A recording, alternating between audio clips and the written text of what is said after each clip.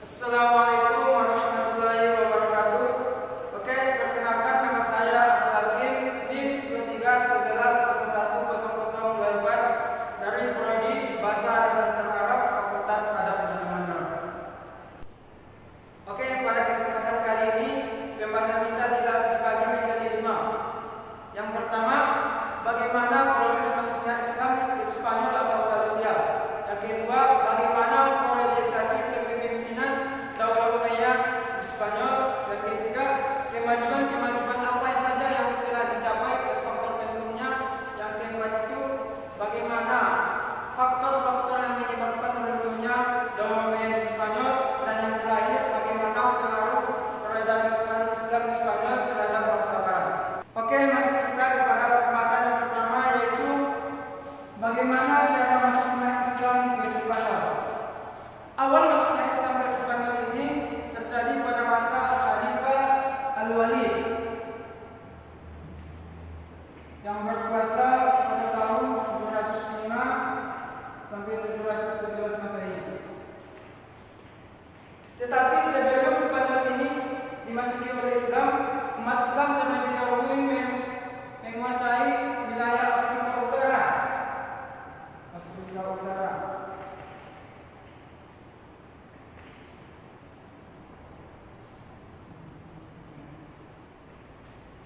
Dan dijadikan sebagai salah satu provinsi Daulah Umayyah yang pertama yang berpusat di Damaskus.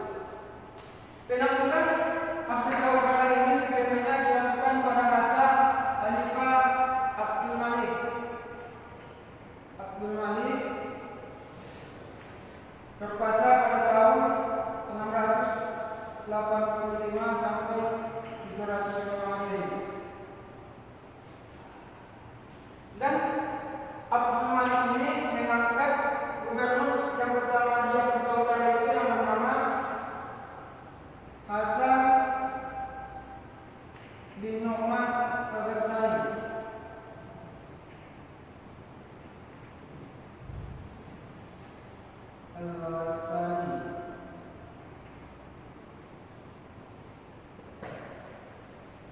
Tetapi pada ketika Al-Walid ini memerintah, Hasan bin Nu'man Al-Ghassani ini digantikan oleh Musa bin Sayyid.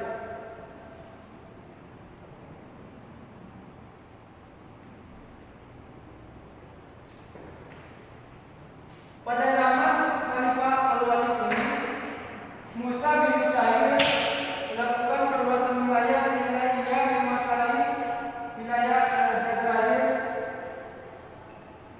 dan Maroko. Selain itu, ia juga melakukan terhadap daerah-daerah kekuasaan bangsa barbar.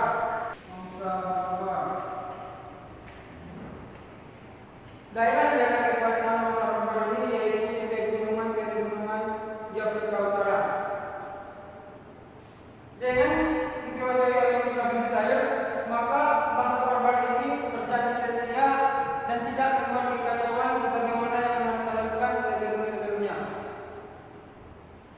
Proses penaklukan Afrika Utara ini mulai dikatakan sampai menjadi salah satu provinsi dari Daulah Umayyah di Spanyol memakan waktu yang sangat panjang, yaitu 53 tahun,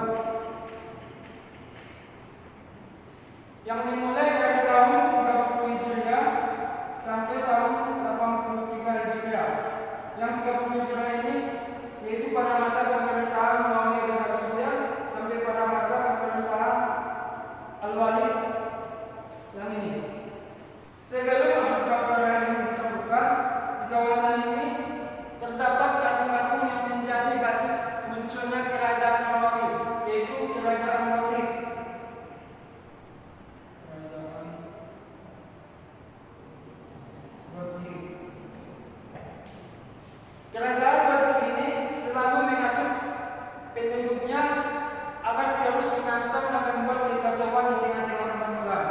Jadi setelah Afrika Utara ini ditaklukkan, maka umat Islam yang memfokuskan untuk menguasai Spanyol.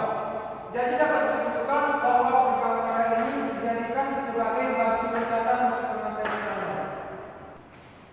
Oke, dalam proses penaklukan Spanyol ini dikenal tiga tokoh yang sangat berperan.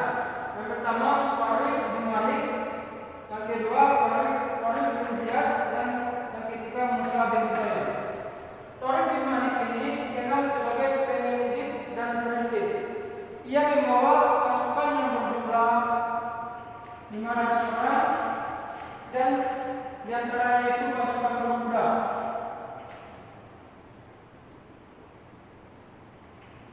Mereka menyeberangi suatu selat di antara Maroko dan Benua. Mereka menaiki 4 buah kapal yang disediakan oleh Ratu Julia. Dan dalam penyeberangan yang dilakukan oleh Taarif bin Malik ini, ia tidak mendapatkan perlawanan yang begitu berat dari lawannya, sehingga ia memenangkan pertempuran dan kembali di Afrika Utara dengan membawa harta rampasan yang sangat banyak. Melihat keberhasilan yang dilakukan oleh Taarif bin Malik ini, maka pada tahun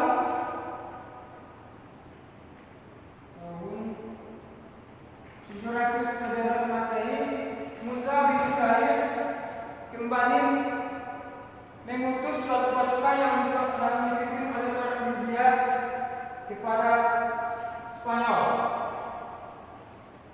Jumlah pasukan yang dibawa oleh Taarif bin Ziyad yaitu 7.000 orang, yang terdiri dari sebagian besar pasukan barbar yang dikirim oleh Musa bin Sa'id dan sebagian kecil bangsa Arab yang dikirim oleh Khalifah Al-Walid. Pasukan Taarif bin Ziyad ini menyeberangi suatu selat yang dinamakan dengan selat Gibraltar atau Jabal Tariq, yaitu Gunung Tariq. Suatu gunung tempat pertama kali umat Islam mendarat di Spanyol. Setelah Jabal Tariq ini benar-benar dikuasai, maka umat Islam yang dipimpin oleh Taarif bin Ziyad dan terdiri dari pasukan barbar dan Eropa memusatkan perhatiannya untuk menaklukkan Spanyol. Dan dalam pertempuran melawan Raja Roderick di suatu tempat yang bernama Bakka,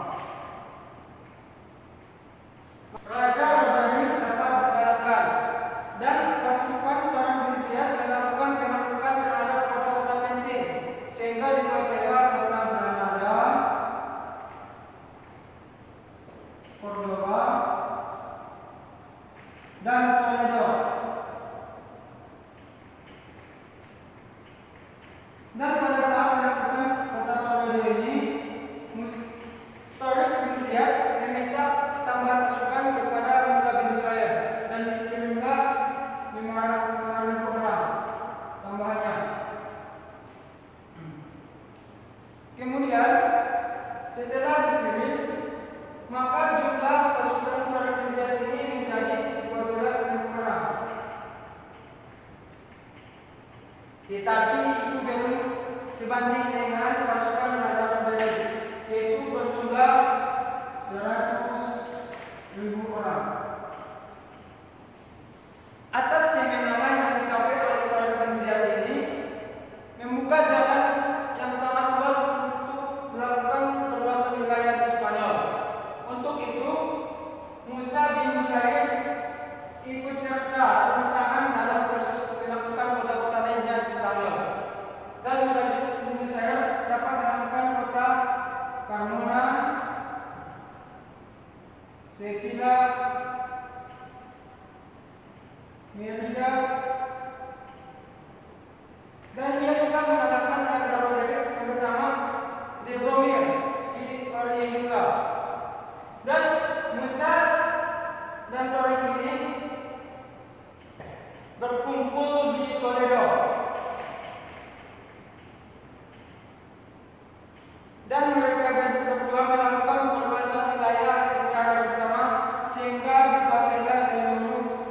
wilayah kota di Spanyol, termasuk bagian utaranya.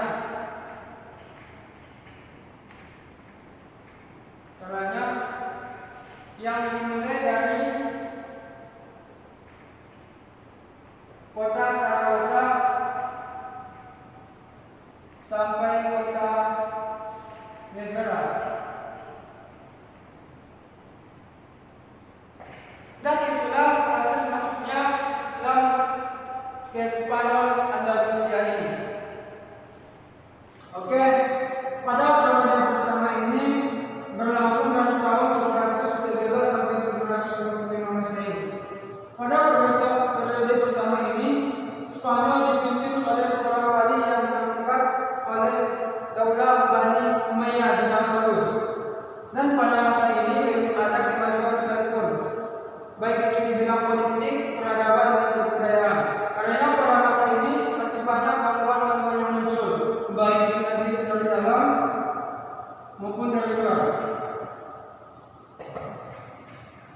Gangguan dari dalam ini misalnya perselisihan antara penguasa dengan gubernur.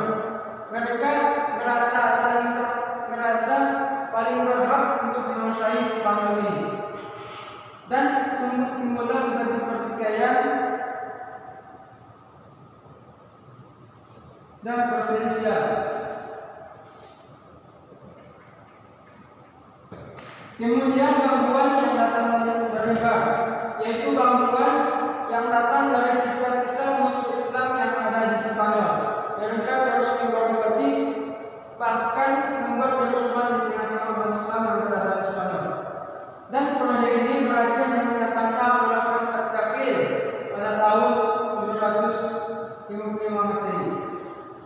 Yang kedua, periode kedua berlangsung dari tahun 795 sampai 912 Masehi. Pada periode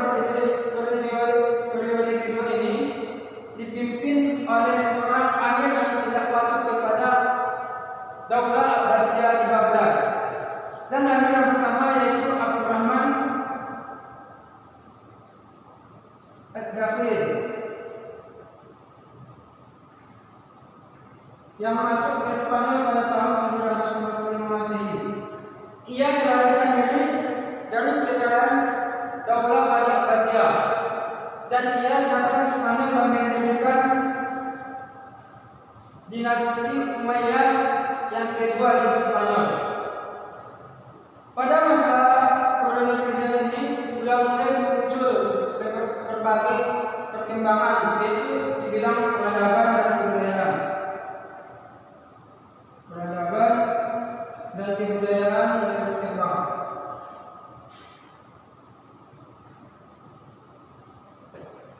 mulai berkembang. Pada periode kedua ini ada beberapa penguasa yang berkuasa, misalnya Abdurrahman I Ad-Dakhil, yang kedua Hisham I, Hakan I, dan lain sebagainya. Kemudian masuk pada periode ketiga, mulai dari tahun 912 sampai 1013 Masehi. Pada periode ini dipimpin oleh Abdurrahman III yang dikenal dengan An-Nasir. Pada masa ini perkembang sangat pesat, dan pada periode ketiga ini adalah puncak keemasan Daulah Umayyah di Spanyol. Pada waktu ini didirikanlah beberapa universitas, yang antaranya Universitas Cordoba dengan pustaka yang memiliki ratusan ribu buku. Dan pada masa ini juga perkembangan sangat dengan cepat, misalnya pembangunan kota sangat cepat, sehingga masyarakat pada saat ini juga dapat menikmati kesejahteraan. Dan beberapa penguasa pada periode ketiga ini misalnya Abdurrahman Nasir, yang kedua Hakan II, dan Hisham II. Masuk pada periode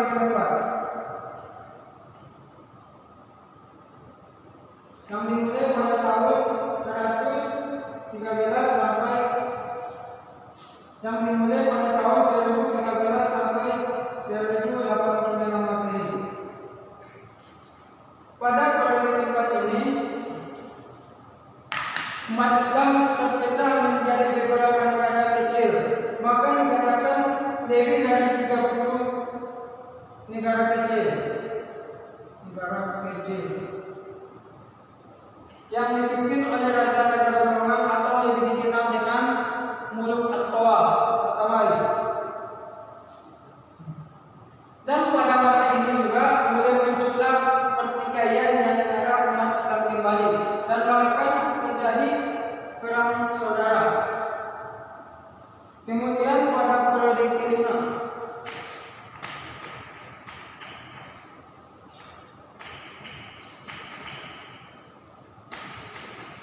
oke, kita masuk pada periode kelima yang dimulai pada tahun 1086 Masehi sampai 1248 Masehi atau 1248 Masehi. Pada periode ini, meskipun Spanyol terpecah, tetapi ada dua kekuatan yang memimpin Spanyol pada saat itu. Yang pertama, dinasti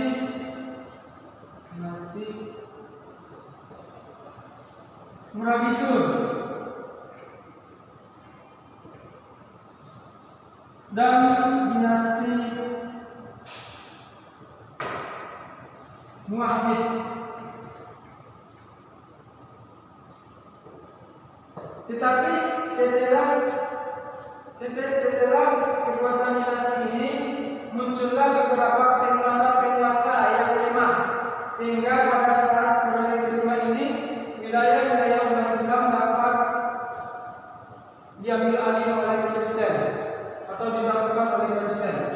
Kemudian masuk pada periode terakhir, periode ke-6 yang dimulai pada tahun 1248 sampai 1492 Masehi. Pada periode ke-8 ini umat Islam hanya menduduki kota Granada saja. Tetapi pada periode ke-6 ini mengalami kemajuan dan puncak keemasan juga, seperti pada periode ketiga yang dipimpin oleh Abdurrahman bin Nasir. Tetapi secara politik umat Islam hanya berada di wilayah kecil,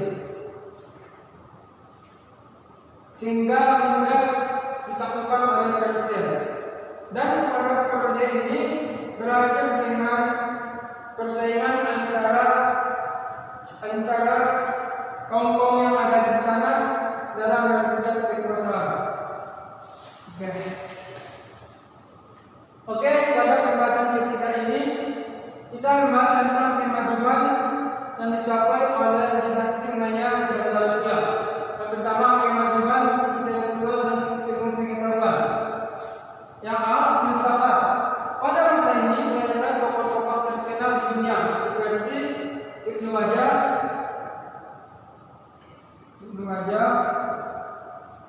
kedua Abu Bakar At-Tufail, kemudian tokoh yang terkenal sampai saat ini yaitu Ibnu Rushd.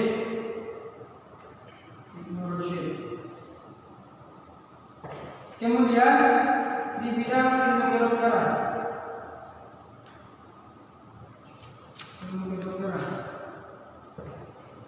pada masa ini juga banyak ilmuwan Islam lain, misalnya Al-Kindi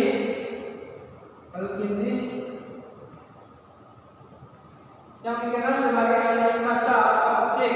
Yang kedua, Ibnu Rushd, terkenalnya itu adalah peneliti. Yang seterusnya itu Abu Qasim Al-Jahrawi yang dikenal sebagai ahli beda.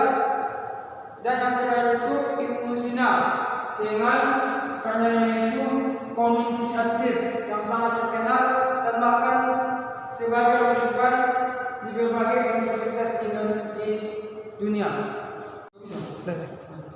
Oke, yang ketiga itu yang C, di bidang sains.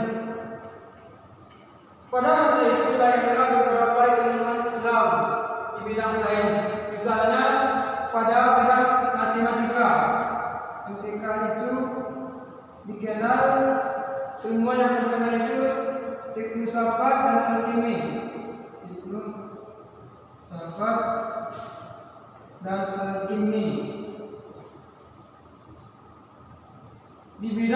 fisika itu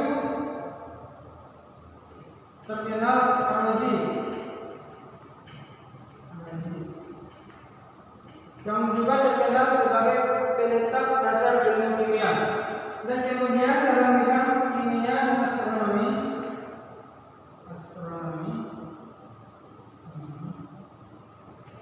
dikenal Abbas bin Firnas.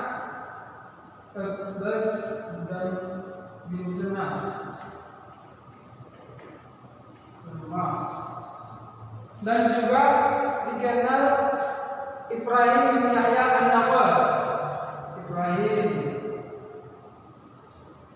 bin Yahya An-Naqas. Ibrahim bin Yahya An-Naqas ini juga dikenal sebagai orang yang pertama kali membuat kaca dari batu dan orang yang mengetahui bagaimana perjalanan berhala matahari. Oke, masuk kita ke pertanyaan keempat, yaitu kemajuan di bidang bahasa, sastra dan seni. Pada saat itu ada muncul beberapa tokoh dikenali di bidang bahasa, misalnya Ibnu Sayyidi, Ibnu Malik, yang mengarang Alfiyah, Ibnu Huruf, Ibnu Hajj, dan Abu Hayyan Al-Gharfani.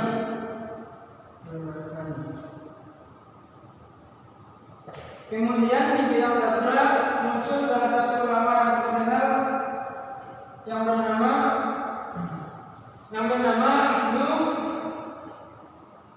Ibnu Abdul Rabbi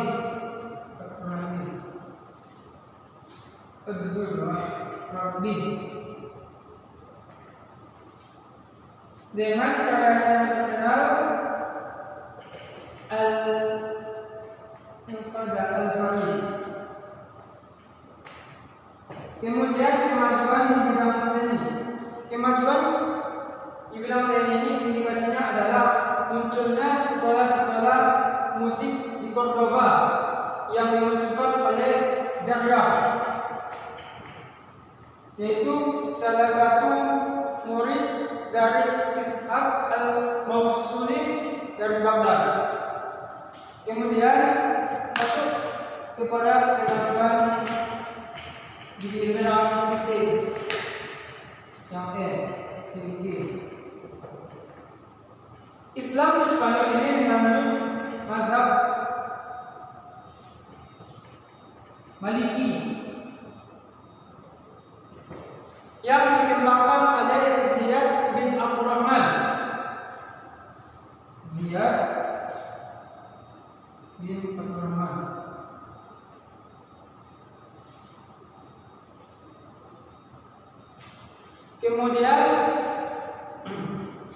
Kemudian dilanjutkan oleh Ibnu Yahya yang menjadi qadhi pada masa pemerintahan Hisham bin Abdurrahman.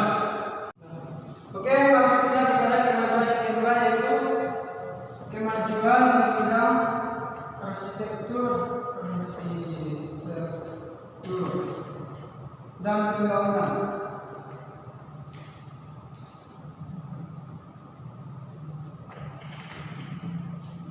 Pada masa pemerintahan Islam ini muncullah beberapa arsitektur yang membangun kota-kota dan istana-istana yang megah di Spanyol. Misalnya kota Cordoba. Kota Cordoba ini sebelumnya adalah ibu kota Spanyol yang kemudian diambil alih oleh umat Islam. Dan oleh umat Islam diperindah dan dipercantik.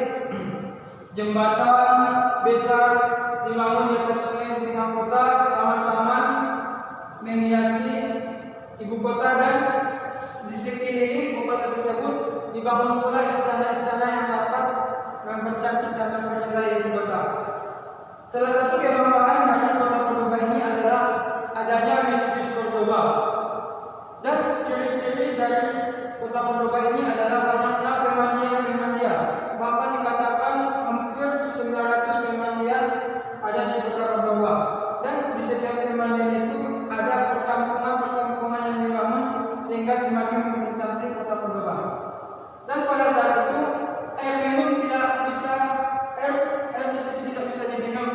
sehingga dibuatlah air yang kita kenal sebagai sekarang air PDAM.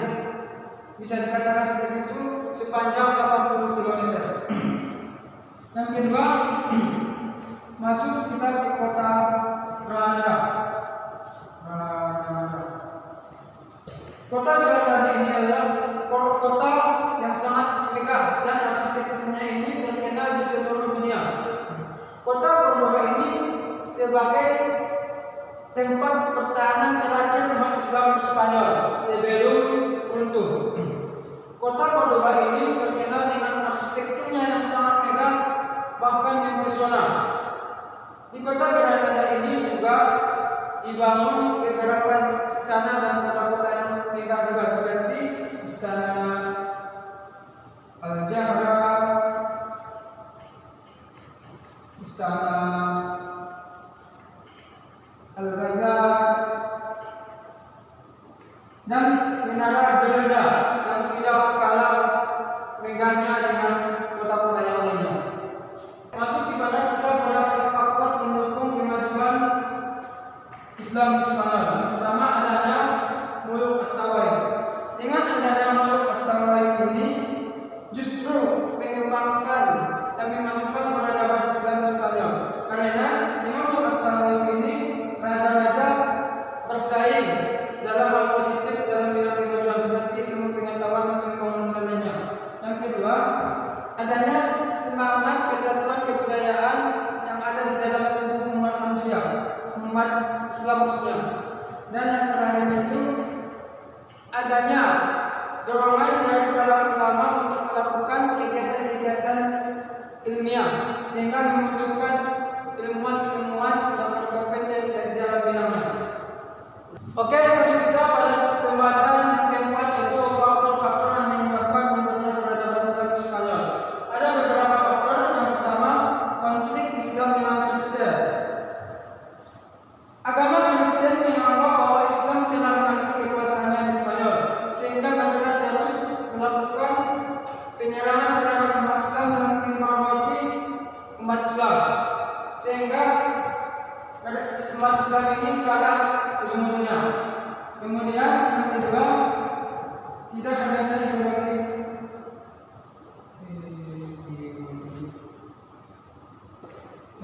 ideologi pemersatu.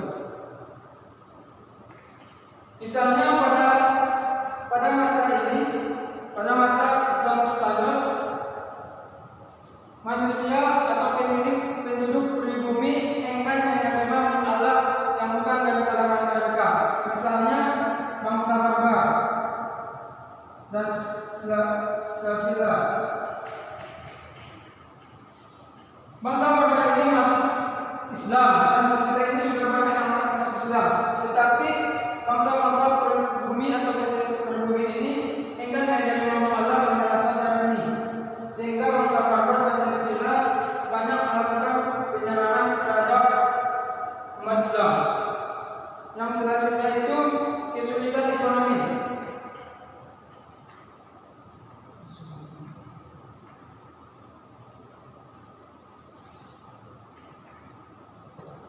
Pada saat itu penguasa berfokus untuk memajukan ilmu pengetahuan dan mengesampingkan kemajuan ekonomi, sehingga pada saat itu ilmu pengetahuan berkembang dan keadaan ekonomi semakin merosot. Yang selanjutnya tidak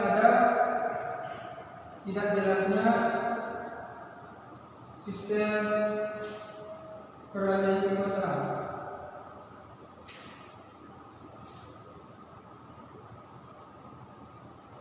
Yang keempat, tidak jelasnya sistem peralihan kekuasaan. Sebab pada masa itu sistem pemerintahan adalah monarki. Jadi tidak jelas siapa yang akan menggantikan raja apabila telah wafat. Sehingga terjadilah persaingan di antara pemuka-pemuka istana, sehingga menyebabkan runtuhnya umat Islam. Dan yang terakhir itu adalah terpencil.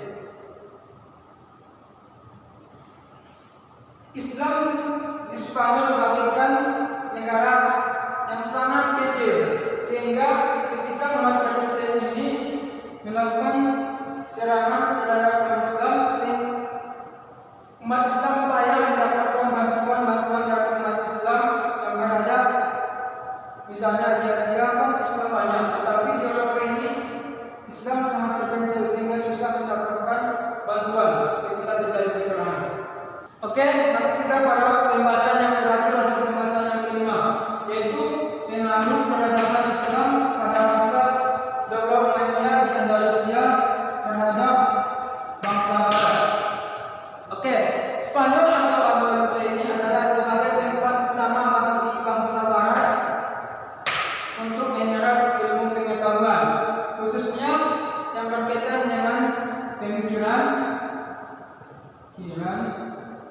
sains, dan pembangunan.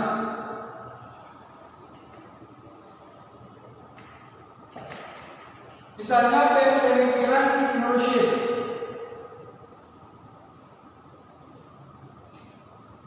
yang sampai sekarang ini masih terkenal dan bahkan dijadikan sebagai referensi di dalam universitas-universitas yang ada di dunia ini. Awal perkembangan ilmu pengetahuan Eropa berawal dari banyaknya pemuda-pemuda Kristen yang datang menuntut ilmu ke universitas-universitas Islam yang ada di Cordoba, Granada, Sevilla. Mereka sangat aktif dalam menuntut ilmu di universitas tersebut, dan mereka juga aktif menerjemahkan buku-buku berbahasa Arab kepada bahasa mereka. Kemudian setelah mereka belajar di universitas Islam yang ada di Spanyol, mereka kembali ke negerinya dan mengajarkannya kepada penduduk lainnya, dan mereka mendirikan suatu universitas, dan universitas pertama itu adalah Universitas Paris.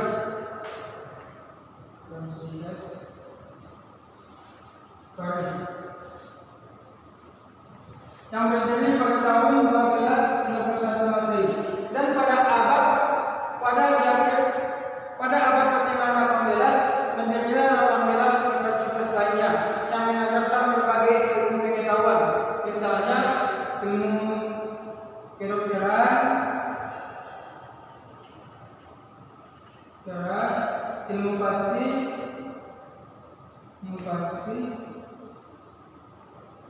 ilmu filsafat, ilmu kimia, ilmu biologi, dan ilmu lainnya, masih banyak lagi. Dan inilah yang menjadi dasar pertimbangan bangsa Barat